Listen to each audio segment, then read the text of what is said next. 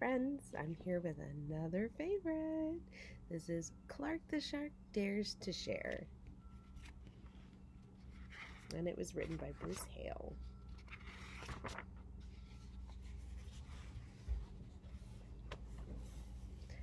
It was time for show and share. Yay! Clark the Shark loved school. He loved his teacher and he loved learning. But sometimes Clark got a little mixed up. One marvelous morning, Mrs. Inky Dink told Clark's class, "Time for show and share." Benny Blowfish went first. He played a song so sweet and sassy that Clark couldn't help but dance his funky shark dance with a hip and a hop and a skiddly widdly wop. "Sit down, please," said Mrs. Inky Dink. "But I was sharing too," said Clark. "Sharing is caring," said Mrs. Inky Dink, "and everyone must learn to wait their turn." "I get it," said Clark, but he didn't really. At Reading Roundup, Amanda Eelwiggle won a scrumptious prize for reading the most books. "Sea slug ice cream?" asked Clark. "Yum, yum, I want some." "That's up to Amanda," said Mrs. Inky Dink. "But sharing is caring," said Clark. Mrs. Inky Dink nodded. "Yes, I'm aware, but the giver chooses when to share." "Sharing is confusing," said Clark.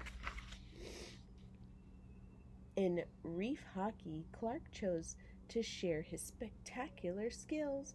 "Hockey is awesome!" he roared.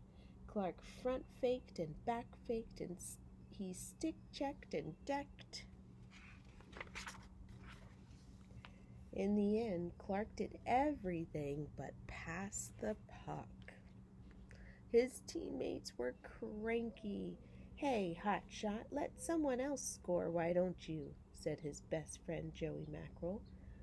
"But we all shared the win," said Clark.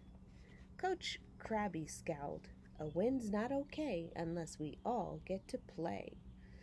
"Sharing is complicated," said Clark. After school, Clark and Joey Mackerel played Sea Wars at Joey's house. "Wow, is that dark waiter?" said Clark. "His best birthday present ever," said Joey. "Want to play with Fluke Seawalker?" Clark really wanted Dark Waiter, but Joey asked him to wait his turn. Then, when Joey went to get them a snack, Clark couldn't resist. "Must be my turn." It was, after all, the coolest toy ever. "Sea Wars rocks!" cried Clark. "Pow, bam, crunch!" "Oops!"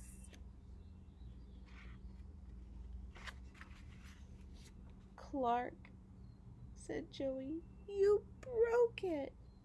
"Sorry," said Clark. "I was sharing."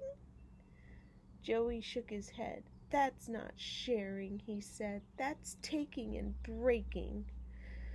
Clark the Shark swam home befuddled and bewildered. He didn't understand sharing at all. And when he arrived, Clark found he wasn't the only one who didn't get it. "Mom," cried Clark, "my cap! He borrowed it, he bit it, and now it's ruined." "Teething or no teething," Clark's mother said, "that's no way to treat a cap." She told his brother to ask before borrowing, but she told Clark, "You have heaps of caps, and if you have a lot, why not share a lot?" But Clark didn't want to hear it. He swam to his room and sulked up a storm. "Sharing is caring," Clark grumbled. "It's not taking and breaking."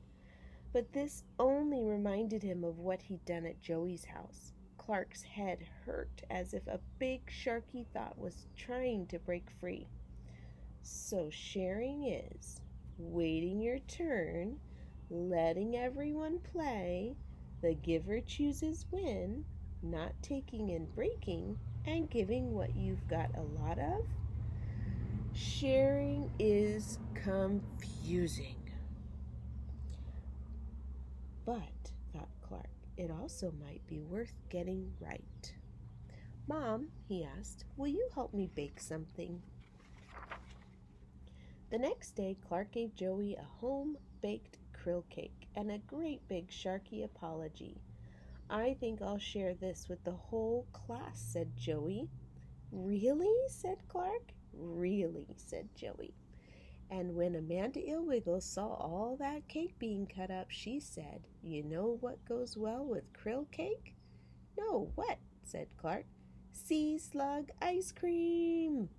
And just like that, she scooped her treat onto everyone's plate.